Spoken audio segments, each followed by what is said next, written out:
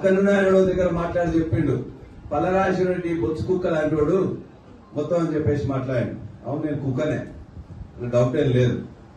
నా యొక్క జనగామ ప్రజలు కానీ స్టేషన్ కనుపూర్ ప్రజలు కానీ వాళ్ళు ఇబ్బందులు పడుతుంటే వాళ్ళకి కాపలా కుక్కలాగా ఖచ్చితంగా కుక్కలాగా ఖచ్చితంగా.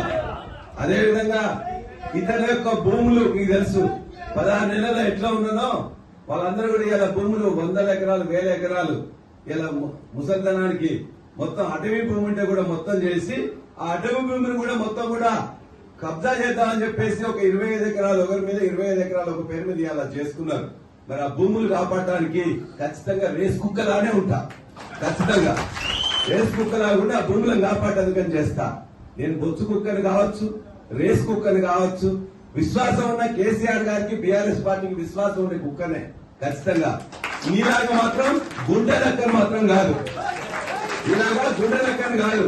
ఖచ్చితంగా ఆ కుక్కకుండే విశ్వాసం ఉన్నది. ప్రజలను కాపాడుకునే కాపలా కుక్క లక్షణాలు ఉన్నాయి, నిన్ను ఎదిరించే రేస్ కుక్క లక్షణాలు ఉన్నాయి. నీలాగా గుంట నక్కలాగా మాత్రం ఉండదని చెప్పి ఖచ్చితంగా తెలియజేస్తున్నా. నన్ను విమర్శించిన వాళ్ళను లేదా వాడిలో బాగుందని చెప్పేసి ఎవరు ఏం చేస్తుండ్రో